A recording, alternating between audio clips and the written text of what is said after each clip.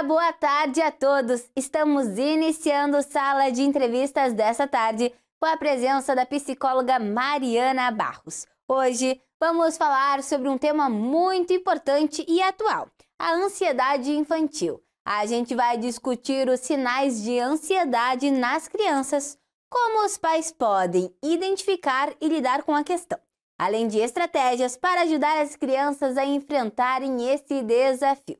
A Mariana vai fornecer para a gente orientações valiosas sobre as nossas famílias telespectadoras. Seja muito bem-vinda, Mariana. Obrigada, boa tarde. Mariana, fala um pouquinho para a gente, então, da tua atuação, aqui no município. Então, atualmente eu trabalho na Clínica Recriar de Rio Grande. Ela é uma clínica multidisciplinar que conta com um grupo de psicólogos, psicopedagogos, fono, nutricionista e psiquiatra. Eu atuo na área já faz 1 ano e eu atendo público infantil e público adulto. Vamos falar então um pouquinho desse público infantil, Mariana? A gente percebe que atualmente se fala muito sobre a ansiedade, E eu gostaria que tu falasse pra gente em detalhes mesmo como os principais sinais dessa ansiedade na criança, Tem uma idade específica? Primeiramente, a ansiedade ela é uma emoção comum, Ela faz parte do desenvolvimento do ser humano. E hoje em dia, nas crianças, está aflorando muito mais. Quando a gente fala que está aflorando mais, vem muito aquele questionamento, mas por que agora? Sempre existiu? Será que não existia e não era percebido? Sempre existiu. Só que agora, com estudos, os pais conseguem perceber melhor quando a criança tem ansiedade ou não. Normalmente, essa ansiedade, ela aflora quando a criança tem situações estressantes no dia a dia, quando tem aquela cobrança excessiva na escola, em casa. E a ansiedade, ela é uma sensação que tu disse que é comum, Que é comum. Mas tem algum tipo de ansiedade também que prejudica um pouco sobre as crianças, ela tem um limite. Eu sempre gosto de explicar, até quando os pais vão lá na clínica, que eles perguntam para mim, mas que tipo de limite seria esse? Aí eu faço eles imaginarem, imagina um círculo. Dentro desse círculo tem todas as emoções. Tanto a ansiedade, como a alegria, tristeza, só que às vezes elas ultrapassam esse círculo, que é quando elas começam a trazer malefícios para a nossa saúde. Aí quando ela passa esse limite, é quando tem que tratar. A gente tem que ver a frequência que está aparecendo os sintomas e como ela está prejudicando a saúde. Se ela começa a prejudicar o dia a dia, a rotina, o rendimento escolar da criança ou do ser humano, aí ela ultrapassou esse círculo, daí a gente tem que trazer para dentro novamente.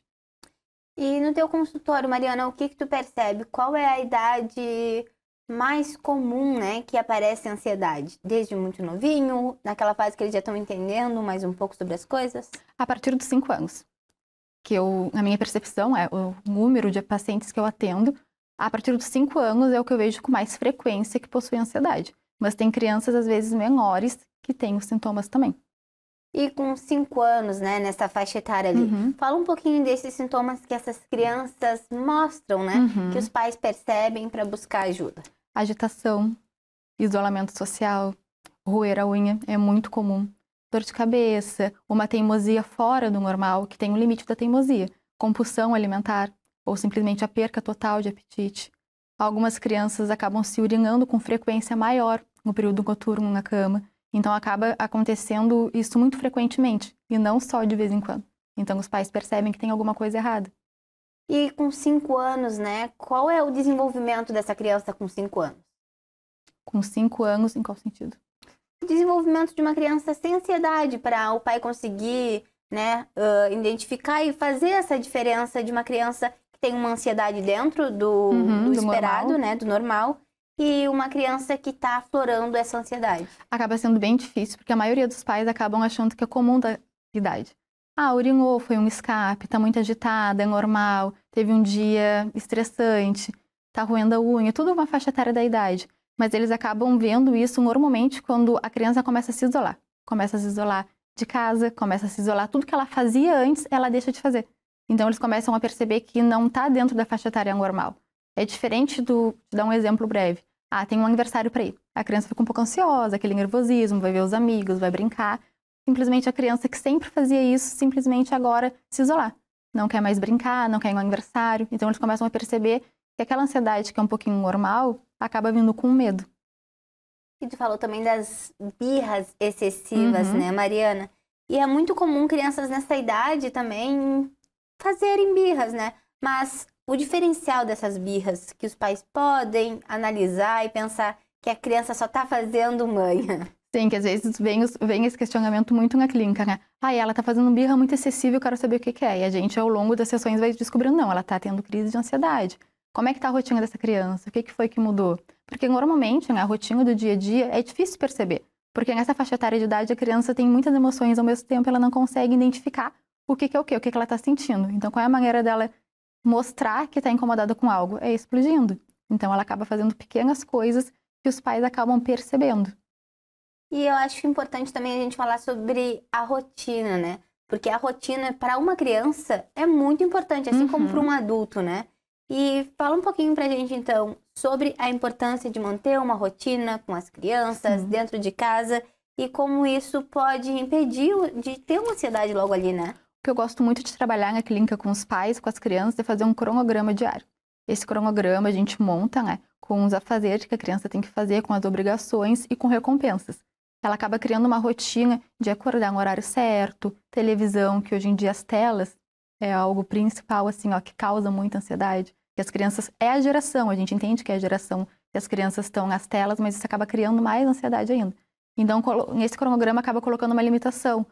Tem que obedecer, tem tal hora para dormir, se não dormir, não vai ganhar uma recompensa. Não significa que é um jogo de troca, assim, para a criança entender que para ela conseguir ter algo, ela tem que ter uma responsabilidade. E a rotina está dentro dessa responsabilidade. E dentro dessa rotina também os hábitos comuns, né? De alimentação em família, de ter a alimentação no horário certo, né, Mariana? Correto. Principalmente essa questão da alimentação também. Repito novamente a questão das telas, né? Que muitas crianças, tá almoçando, tá jantando, tá fazendo as refeições e tá nas telas, não. Na hora de fazer as refeições principais, não pode ficar nas telas. Na hora que acordar, brincar com brinquedo. Que hoje em dia a criança se esquece de brincar com brinquedo. E ali na sala mesmo que a gente faz as sessões, né? A criança não usa celular. E a gente vê que chega a dar um relaxamento por ela estar brincando de brinquedo, de coisas infantis. E atualmente, qual é a recomendação, né, para um tempo de telas excessivo, tanto para vídeos quanto para jogos? Tem uma faixa etária de idade, né? Até os 6 anos é aconselhável de 1 a 2 horas. Depois começa a aumentar, vai para 3, isso durante o dia todo. E a gente pode falar também um pouquinho sobre a diferença da ansiedade no adulto e na criança, né? Para as pessoas conseguirem distinguir que existe uma diferença, né? Sim, existe. Adulto, ele consegue expressar melhor e entender o que ele está sentindo. A criança não. Mesmo a ansiedade, né, com o adulto sendo bem agravante, a criança ainda precisa de alguém para conseguir entender o que ela está sentindo. A adulto consegue entender com uma facilidade melhor. Mariana, e além da ansiedade, né? Quais são, posso chamar de distúrbios, mais comuns que aparecem nessa fase das crianças também, de até 6 anos? Que a ansiedade às vezes é muito confundida com o TDAH, porque ele acaba atrapalhando no rendimento escolar da criança. E por causa que fica atrapalhando o rendimento escolar, muitas vezes os pais, eu acho que meu filho está com TDAH, está com falta de atenção, mas às vezes não. Faz testagens, né, que a gente tem testagens para diversos transtornos, dá negativo, e durante as sessões a gente também consegue analisar.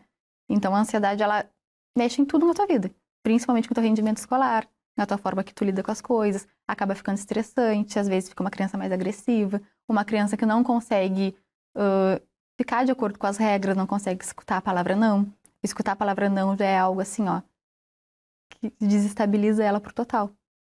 Mariana, e entre adultos, né, é muito comum se ver que pessoas que não trataram ansiedade logo causam uma depressão e até outras doenças, né, Mariana? Exatamente. E em crianças também isso é comum? Como é que Sim, funciona? é comum. A gente sempre na psicologia fala, né, que a base de tudo é a infância.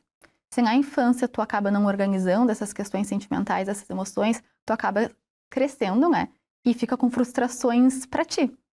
E chega um momento da tua vida que alguma coisa vai te dar gatilho. E quando chega esse gatilho, tu acaba fazendo a mesma explosão que a criança fazia quando era pequena. Aí acaba criando a ansiedade generalizada, acaba criando a depressão, crise de pânico.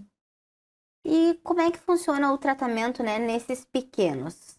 O pai percebeu ali que aquela criança não tá lidando com as coisas de uma maneira tão tranquila, né? Eles devem procurar um profissional?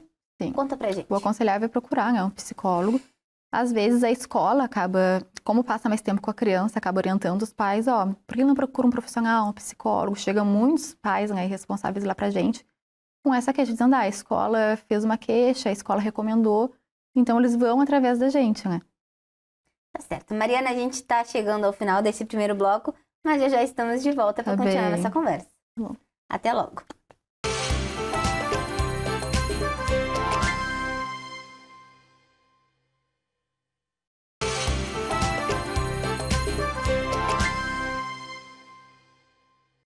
Estamos de volta com Sala de Entrevistas dessa tarde. E quem está aqui com a gente hoje é a psicóloga Mariana Barros. A gente está conversando sobre ansiedade infantil. No primeiro bloco, tu trouxe bastante informação, né, Mariana? Sobre os sintomas da ansiedade na criança. A gente falou também, fez a comparação, né, entre adultos e crianças. E no último bloco, tu estava me falando também sobre as escolas, né? Que muitas vezes as crianças recebem a indicação pelos responsáveis da escola para que os pais procurem orientação com um profissional adequado, né? E neste momento eu queria que tu falasse da importância da escola na vida dessas crianças também, porque é um momento ali, é um local que normalmente passam mais tempo às vezes do que até em casa, né? Exatamente. Normalmente as escolas, né, elas têm aquela sala de recurso, que tem psicopedagoga. E normalmente essa profissional que acaba analisando que tem alguma coisa diferente na criança e acaba fazendo uma análise, conversando com os professores, pede para ver parecer, para ver como é que está o andamento da criança. Quando vê que esse andamento está baixo, quando é naquela reunião de pais, acaba relatando, ó, o rendimento dela caiu, ela está agitada, por que tu não procura um profissional que a gente acha que seria o mais necessário nesse momento? E a gente queria também algumas estratégias que tu indicasse, né, para que os pais possam evitar, né, essa ansiedade nos filhos em casa. Primeira coisa, o diálogo, né? É fazer a criança entender. Uma coisa que eu relato muito ali na clínica para os pais é prestar atenção nos pequenos detalhes. A gente sabe que hoje em dia a rotina é muito cansativa, é uma coisa exaustiva, a gente sabe que o ser humano tem que trabalhar muito. Então ele chega em casa cansado, mas sentar, brincar com seu filho, tirar um tempinho, não precisa ser horas, tirar uns 15, 20 minutos, brincar de brinquedo com uma criança. E perguntar o que ela está sentindo, como foi na escola, e dar importância para aquilo que ela está falando. Porque às vezes a criança faz alguma queixa, os pais, tá, tudo bem, e acaba não dando a importância que a criança gostaria que desse. E uma coisa que é muito importante é que a ansiedade infantil normalmente está associada ao medo. Vou dar um exemplo, a criança está com medo de ir para a escola, a criança está com medo de sair para a rua. Normalmente tem pais que fazem o quê? Acabam, tá, então não vai. Acabam arrumando estratégias para a criança fugir daquele medo. Então ela acaba criando estratégias quando ela vai crescendo para fugir da ansiedade. Porque a referência que ela tinha era que os pais faziam isso. Só que, óbvio, eles fazem isso como forma de proteção. Ah, ela não quer, ela chora, ela fica triste. Mas ao contrário disso, o que deveria ser feito? Tinha que enfrentar o medo, ajudar a criança a enfrentar os medos dela, para ela conseguir entender que dá de enfrentar a ansiedade. Que a ansiedade é uma emoção comum e dá de viver com ela. E nessa situação, né, o que tu recomendaria? Qual seria a orientação para o pai e a mãe ajudarem essa criança a enfrentar o medo? De que forma? No dia a dia ali? Sentar e conversar. Mostrar, claro, né, ajudar a enfrentar o medo. Além da conversa, do diálogo, tá com medo na escola? Por quê? Tentar entender qual o motivo, o que está acontecendo, o que tem lá que te chateia, o que te deixa triste, por que tu chora, o que tu sente quando tu vai na escola. Tá com medo de ir na rua, brincar na pracinha, mas por quê? Aconteceu alguma coisa? Não só simplesmente, né, pegar e falar, tá, então não vai, não precisa ir. Tentar entender qual o motivo, o que tá gerando, porque às vezes o gatilho tá aí. Às vezes uma criança que brigou, que é muito comum na faixa etária de idade. Uma bola que pegou, coisas simples. Só que como a criança, ela sente essas emoções e ela não consegue identificar o que é, pequenas coisas que são muito, muito significativas para ela. E a importância também dessa criança se sentir segura na família, né? Exatamente. Na escola, e onde ela estiver, ter aquela segurança dos pais junto, né? Exatamente. A coisa que a gente mais recomenda é ter o diálogo, né? É ter o diálogo, sentar com teu filho, conversar com teu filho e fazer ele expor o que ele está sentindo. Perguntar o que ele está sentindo. Não simplesmente pegar e conversar. Não significa que tu não dá importância, mas tem uma diferença de tu sentar e conversar. E eu queria que tu falasse um pouquinho, então, sobre o tratamento, né, da ansiedade com essas crianças. Porque adultos, normalmente, é recomendado, vezes, medicação, por vezes, encontros mensais ou semanais com psicólogos, psiquiatras, né? E para a criança, como é que funciona esse tratamento? A gente aconselha também, fazer o tratamento uma vez por semana. Aí as sessões duram normalmente em torno de 45 a 50 minutos. A gente faz técnicas de relaxamento, a gente ensina a criança, porque o adulto é mais fácil de ensinar, fazer as técnicas de respiração. A criança a gente ensina assim, ó, cheira a florzinha, assopra a velhinha, que é uma maneira dela cheirar, né, e assoprar, que é uma técnica de respiração. E tem umas que acham até engraçado e gostam de fazer, porque tu falar para uma criança, faz uma técnica de respiração, ela não vai entender. E durante as sessões de terapia, a gente tenta fazer ela entender o que ela está sentindo. A gente usa muitos jogos, né, descobrindo as emoções, é uma atividade que eu gosto bastante de fazer para ela entender. Hoje em dia tem também bastante jogos do filme, aquele Divertidamente, que auxilia bastante, que aquele filme ele consegue fazer a criança entender o que significa cada sentimento, cada emoção. Então, olhando a terapia durante o tratamento, a criança consegue entender, ela consegue entender o que é a raiva, o que é a tristeza, o que é a ansiedade. Então, ela consegue saber lidar com ela. E aproveitando que tu já falou desse filme, né, eu queria que tu falasse também um pouquinho mais sobre essas emoções, né? A gente tá falando bastante da ansiedade em si, mas eu gostaria que tu falasse um pouquinho de cada ansiedade, desculpa, de cada emoção, para que os pais também possam identificar, né? E passar para os seus filhos, para eles terem essa diferença de cada uma e de sentir, né, cada uma delas.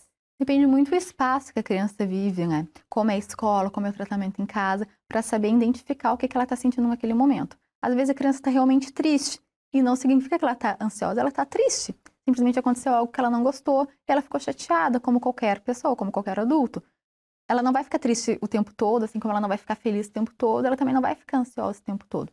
Isso depende da situação que está gerenciando, então por isso que o pai tem que entender. Tá, tu tá triste hoje, mas o que aconteceu no teu dia? Para ver se é algo que realmente deixou ela triste ou se realmente é algo que ela já vem carregando, né? E que se tornou uma ansiedade. Mariana, a gente está chegando já ao fim do nosso programa e eu gostaria que você deixasse uma mensagem, né? Principalmente para os pais que estão nos assistindo, né? Para eles terem esse cuidado com os pequenos, não só com os pequenos, com os adolescentes também. E cada fase precisa de um cuidado diferente e que os pais devem ficar atentos, né, Mariana? Exatamente. O que eu aconselho é que, primeiramente, né, converse com seu filho. Escute o seu filho, preste atenção no que ele está sentindo, preste atenção no que ele está falando. E não fique achando, que simplesmente, às vezes, é coisa da idade, porque normalmente não é.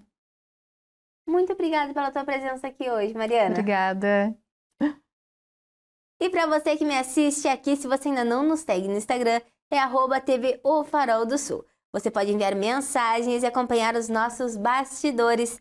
Se quiser me acompanhar também, é só seguir no Instagram @bruna.cantalupe. Importante lembrar sobre o nosso canal no YouTube. Se inscreva lá para acompanhar a nossa programação. Obrigada pela companhia, tchau e até o próximo Sala de Entrevistas.